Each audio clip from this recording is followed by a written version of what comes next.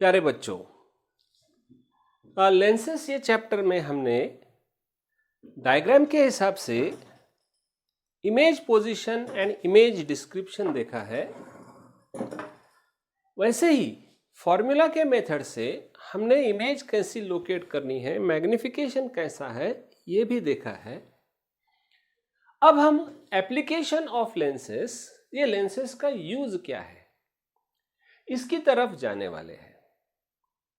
लेकिन ये देखने के लिए हमें हमारी आंखों की रचना जो भगवान ने बनाई है उसकी तरफ पहले समझना पड़ेगा। तो अभी जो मैं आज सिखाने वाला हूं that is beginning with structure of our आई।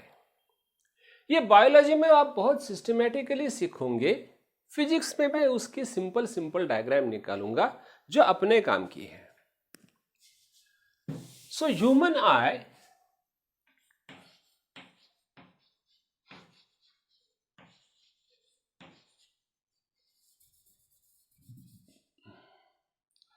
ऐसा मान लो कि ये ह्यूमन आई है। इतना परफेक्ट स्फीयर नहीं रहता है बट मैं निकाल रहा हूं, और उसके सामने ये जो प्यूपिल है वो प्यूपिल रहती है। हम जब भी कोई ऑब्जेक्ट देखते हैं, अच्छा चलो ये प्यूपिल है, पहले कंस्ट्रक्शन देखेंगे। ये प्यूपिल is like a convex lens and उसका रेडियस ऑफ कर्वेचर कुछ मसल्स के द्वारा कंट्रोल किया जाता है। Those muscles are called as ciliary muscles.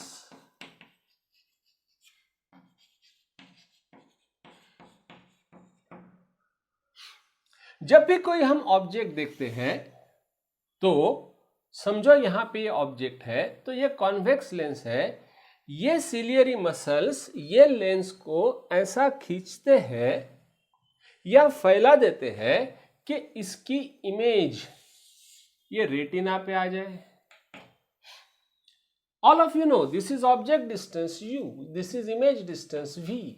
U and v will depend upon f, or f will depend upon radius of curvature, and therefore this ciliary muscles either stretches the pupil or compresses or relaxes the pupil, and the image is formed here. Here there are what are called as optical nerves.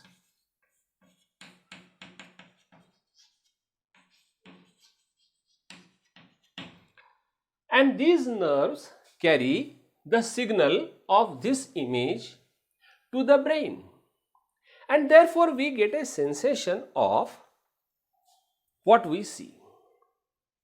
ये image उल्टी बनती है तो हमें उल्टा दिखना चाहिए।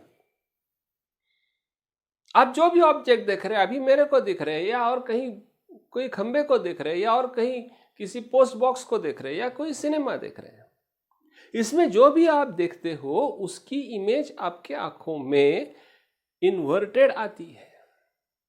लेकिन आदत की वजह से ये सिलियरी मसल और अपना जो दिमाग है वो दिमाग समझ लेता है कि ये उल्टा उसने दिखाया, तो भी उसको वो सुलटा करके लेने की आदत है। Therefore, what we see depends upon the action of these optical nerves, the action of these ciliary muscles. अगर ये ऑब्जेक्ट दूर गया, u बदल गया, तो भी v वैसा ही रहेगा, तो फोकल लेंथ इसकी बदलनी पड़ेगी, और ये फोकल लेंथ बदलने के लिए सिलियरी मसल्स इसको खींचता है या फैला देता है या रिलैक्स कर देता है। ये इसकी बेसिक प्रोसेस है। अब ये डायग्राम जरा ज्यादा बायोलॉजिकल हो गई, इसकी मैं सिंपल डायग्राम और कर देता हूं फिजिक्स की दृष्टिकोण से, और फिर अपन आगे की चर्चा करेंगे।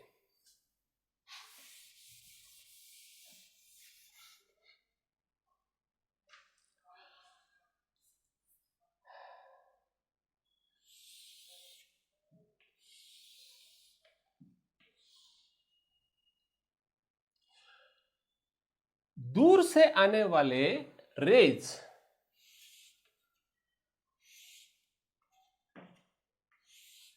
they are expected to be focused at the retina so that its real image is formed in the retina and we can have a sensation of what we see. लेकिन कभी कभी क्या होता है, ये प्यूपिल का जो शेप है वो शेप परमानेंटली कुछ उसमें फर्क हो जाता है because of so many reasons, and therefore these rays do not मैं इधर निकालता हूं, therefore these rays do not converge at the retina. वो कहीं तो भी यहीं पे कॉन्वर्ज होती है और यहीं पे कॉन्वर्ज होने से हमें रेटिना पे इमेज बनती नहीं है, हमें वो दिखता नहीं है. This defect is called as myopia and such eye is called as myopic I.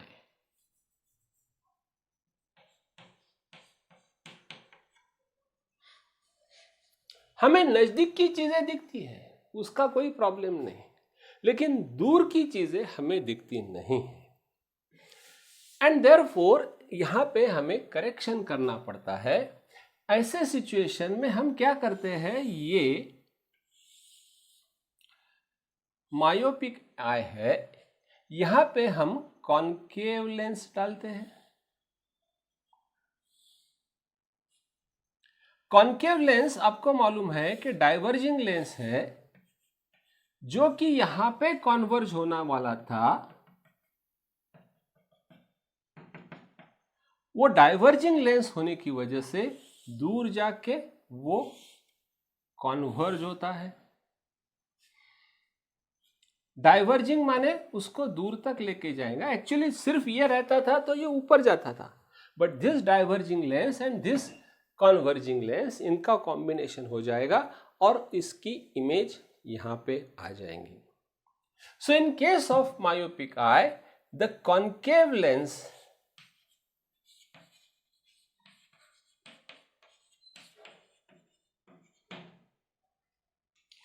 gives us some correction and we can see the things better. Do you understand this?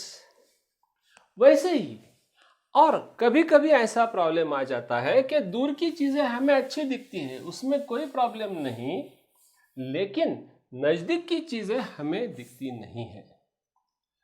सो ये जो है अपना आई बॉल और ये lens है, यहाँ की नजदीक की चीजें हैं, वो अगर ये जो हम देख रहे हैं वो यहाँ पे कॉन्वर्ज होनी चाहिए, लेकिन वो यहाँ पे कहीं तो भी कॉन्वर्ज होती है. मतलब हमें दिखता नहीं है या ब्लर्ड दिखता है, अच्छी तरह से दिखता नहीं. So such eye is called as hypermetropia and such eye is called as hypermetropic eye. हमें अच्छा दिखना है तो इसने जल्दी नजदीक में कॉन्वर्ज करना चाहिए. इसलिए हम क्या करते हैं, मतलब डॉक्टर क्या करता है कि ट्रायल एंड एरर मेथड से यहां पे एक कॉन्वेक्स लेंस लगा देता है.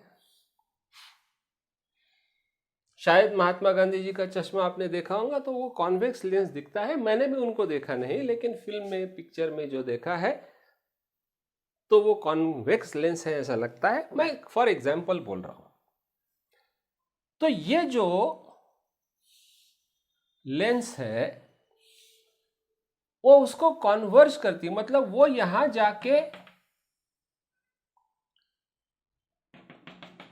कॉन्वर्ज होने वाला था. तो one more converging lens, sorry यहां से यहां तक तो जाने वाला था और कॉन्वर्ज होने वाला, बट यहां से आने की वजह से now it converges at the retina.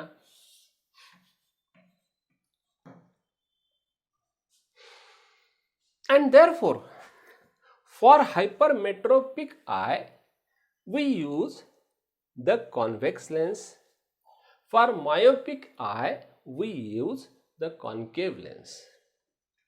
आप में से किसी लोगों को, किसी स्टूडेंट्स को चश्मा ऑलरेडी लग गया होगा। चश्मे का नंबर जो रहता है, किसी का -1.5, किसी का 1.5, किसी का -1, किसी का -2, किसी का +1, किसी का +2 रहेगा। You know that minus, this is the power of lens. So चश्मे का नंबर जिसको हम डे टू डे लाइफ में बोलते हैं, सो अगर इसका -2 नंबर है तो इसका मतलब है -2 डायोप्टर। ये -2 डायोप्टर उसके चश्मे का नंबर है, मतलब ये कॉन्केव लेंस है। मतलब वो पेशेंट मायोपिक है कि हाइपरमेट्रोपिक है? तो वो पेशेंट है मायोपिक।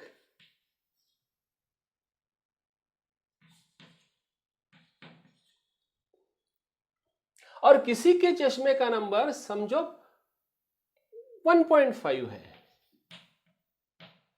अच्छा, पहले इसका, ये 2 डायोप्टर है तो इसका focal length f will B -50 centimetre. किसी के चश्मे का नंबर 1.5 है डायोप्टर,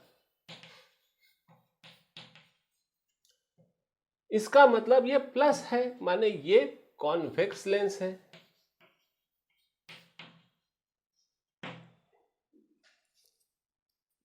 और कॉन्वेक्स लेंस है तो इसका मतलब ये हाइपरमेट्रोपिक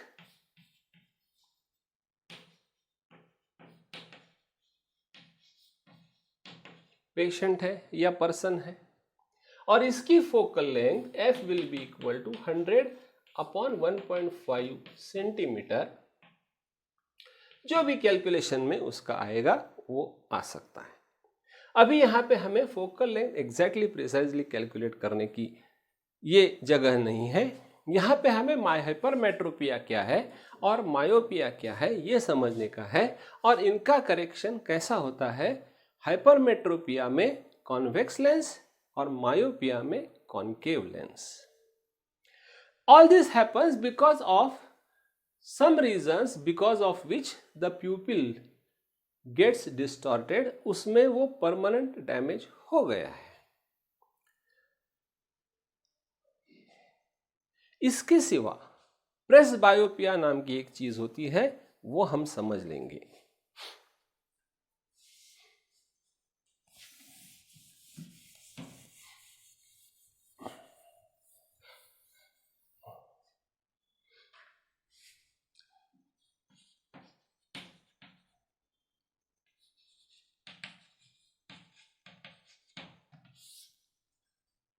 ये समझने के लिए हमें पहले डिस्टेंस ऑफ डिस्टिंक्ट विजन समझना है।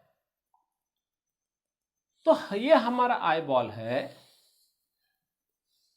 और ये इसका एक्सिस ऑफ लेंस है। ये ऑब्जेक्ट अगर दूर है, u इज लार्ज और v तो पक्का है, तो इसकी फोकल लेंथ बड़ी होगी, ये रिलैक्स रहेगा। इसमें से हम सिंबॉलिकली मैं एक रे ही लेता हूं, यहां पे इमेज बनती है। लेकिन यही ऑब्जेक्ट जरा नजदीक आ गया तो u छोटा हो गया, v उतना ही रह गया, तो इसके लिए फोकल लेंथ उसकी कम हो जाएगी। फोकल लेंथ कम हो जाएगी मतलब ये जो प्यूपिल है, ये जो आई लेंस है, जो पहले ऐसा रिलैक्स था, वो अभी ऐसा पूरी जैसा फूगना चाहिए उसको। तो इसके लिए क्या करते हैं, ये सिलियरी मसल्स उसको खींच के ले जाते हैं, फिर अपने को वो दिखता है। इसका भी मैंने समझो ये निकाला।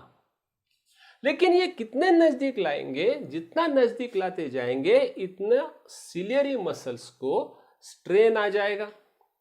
ये इसको कितना खींचेंगे इसको भी मर्यादा है, ये मसल्स है। तो एक पर्टिकुलर लिमिट के पीछे जाने के बाद ये अपने को और एडजस्ट नहीं कर सकते हैं, इसको और खींच नहीं सकते हैं। That distance is called as distance of distinct vision.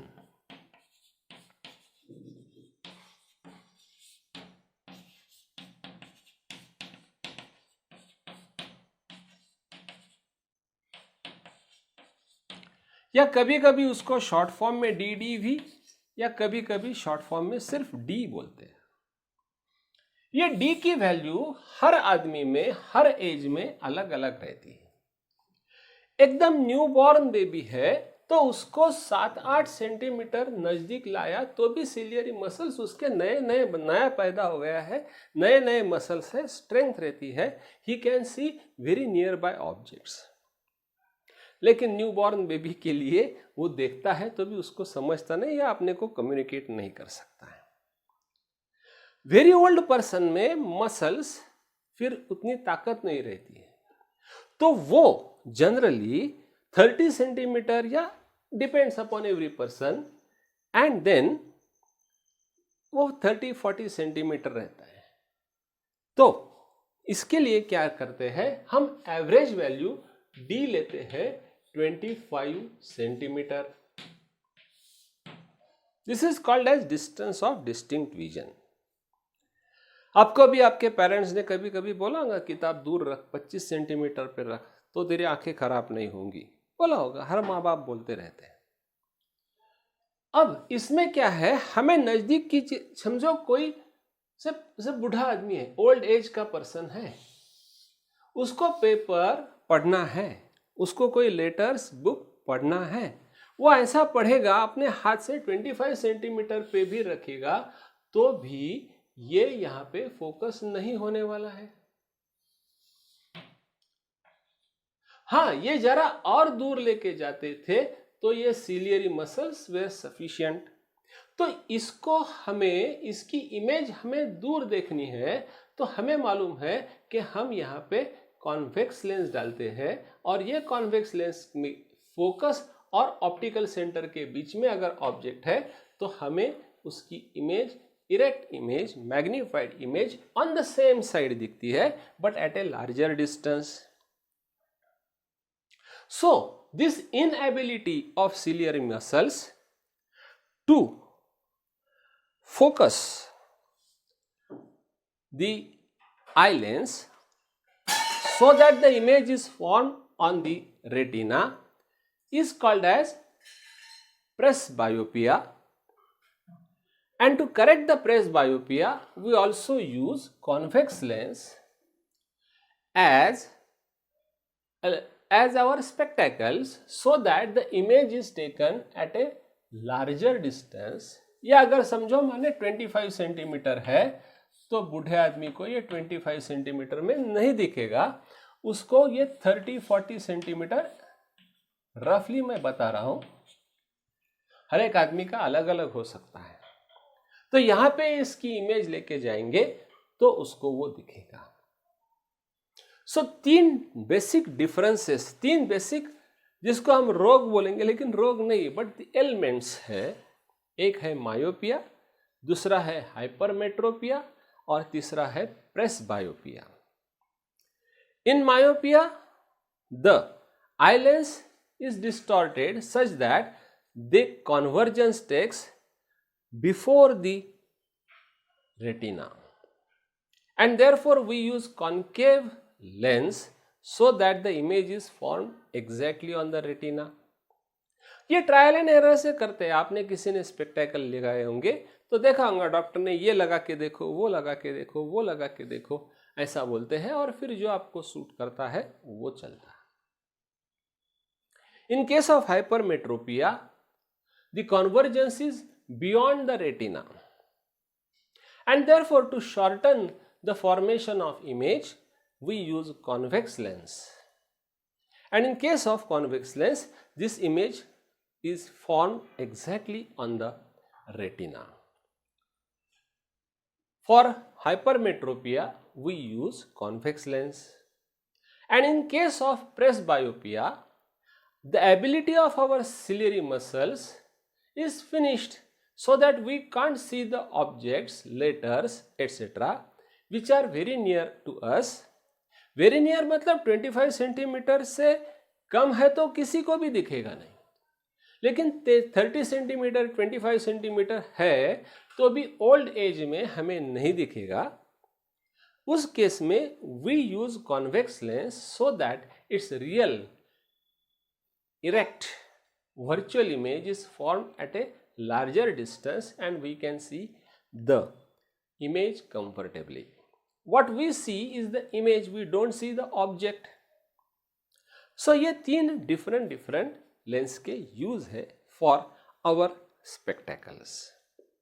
आपको जो भी स्पेक्टेकल है उसका नंबर देखो, अगर आपको मालूम है क्या नंबर लग गया है तो उसका फोकल लेंथ लेंस मेकर के पास, लेंस मेकर को डॉक्टर बता देता है कि इतने इतने डायोप्टर का स्पेक्टेकल बना दो, वो बनाता है, उसको रेडियस ऑफ कर्वेचर देता है, फिर हम डॉक्टर से चेक करके लेते हैं और वह हमें सूट करता है, हमें दिखना चालू हो जाता है। लाइफ के डिफरेंट स्टेजेस में हमें डिफरेंट स्पेक्टेकल्स लगते हैं। जैसे हमारे आई में फर्क पड़ते जाएगा वैसे स्पेक्टेकल्स अलग अलग रह सकते हैं। Of course due to adaptability अपने मसल्स भी चेंज हो सकते हैं। मतलब बचपन में कोई हम वजन नहीं उठा सकेंगे, लेकिन प्रैक्टिस करोगे तुम अगर ताकत कमाओगे तो वो चीज़ उठा पाएंगे। वैसे ही ये जो है ये जनरल में ओपिनियन दिया है, जनरल में इसके डॉक्टर के डिफरेंट करेक्शंस मैंने बताया। बट कभी कभी होता है कि कोई आदमी सिलियरी मसल्स की ताकत बढ़ा सकता है उसकी प्रैक्टिस करके, तो वो केस अलग है। हम यहाँ पे साइंटिफिक चीज सीख रहे हैं। Is that clear to you? So these are 3 different diseases elements and there are 3 different uses of lenses to correct from those elements.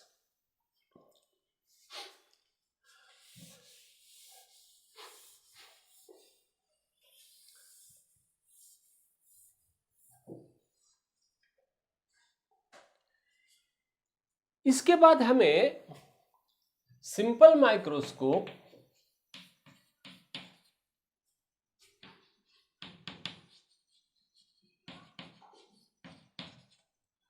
Compound microscope, पहले हम सिंपल माइक्रोस्कोप को समझ लेंगे और फिर नेक्स्ट लेक्चर में कंपाउंड माइक्रोस्कोप को समझ लेंगे। सिंपल माइक्रोस्कोप माने छोटी चीज बड़ी करके देखने की है, बट सिंपल माइक्रोस्कोप एक सिंपल कॉन्वेक्स लेंस है। आपको मालूम है कि यहां पे इसका फोकस यहां है और हमने यहां पे ऑब्जेक्ट रखा, तो एक रे जो इसमें से जाएगी वो उसके फोकस में से जाएगी लाइक दिस, और जो ऑप्टिकल सेंटर में से जाएगी वो अनडेविएटेड जाएगी।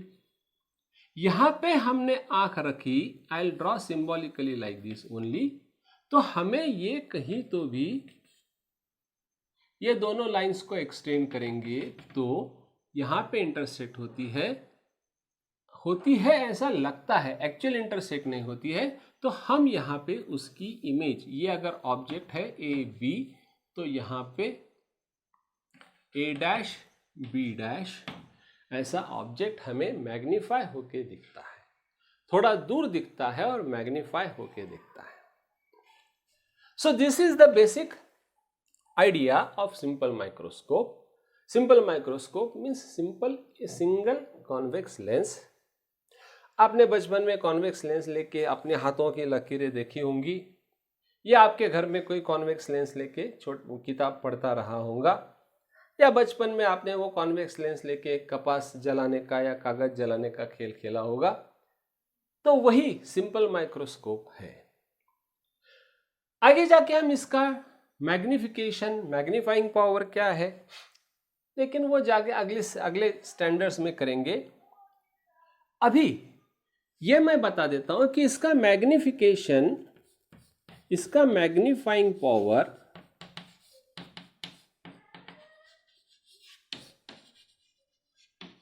ज्यादा से ज्यादा 5 या 5 to 7 हो सकता है। मतलब कोई भी चीज हमें 5 टाइम्स 7 टाइम्स बड़ी होके दिख सकती है, और कभी कभी हमें ये सफिशिएंट नहीं। ये कौन से सिचुएशन में सफिशिएंट है? तो अभी इसके सब एप्लीकेशन धीरे धीरे खत्म होते जा रहे हैं, लेकिन हम जब शुरू में सिखाते थे टू रीड डायरेक्टरी, डायरेक्टरी माने एक बुक रहता है, उसमें शहर के हर आदमी का फोन नंबर प्रिंट किया रहता है और बारीक बारीक अक्षरों में प्रिंट किया रहता है।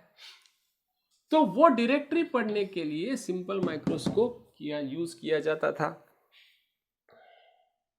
लेकिन अभी मोबाइल के ज़माने में हम फ़ोन बुक में ही सब सेव कर लेते हैं, डायरेक्टरी का वैसा काम नहीं। बट फिर भी अगर कोई बहुत बारीक लेटर पढ़ना है तो इसका यूज़ हो सकता है। दूसरा, इसका यूज़ हम बोलते थे, सिखाते थे, अभी उसका यूज़ धीरे धीरे कम हो रहा है, बट बुक्स में है, इसलिए मैं बता रहा हूं। इसका यूज़ वॉचमेकर लेंस,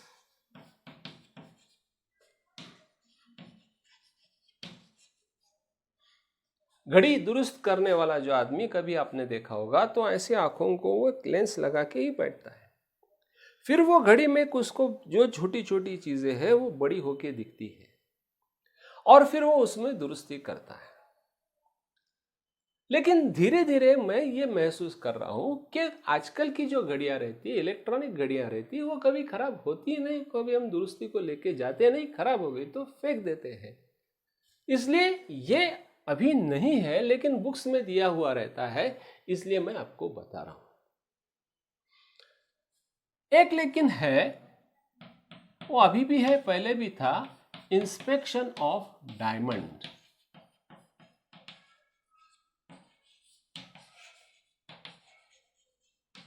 ये डायमंड को जो अलग अलग अलग एंगल दिए जाते हैं वो सही है क्या नहीं, वो देखने के लिए ये सिंपल माइक्रोस्कोप यूज किया जाता है।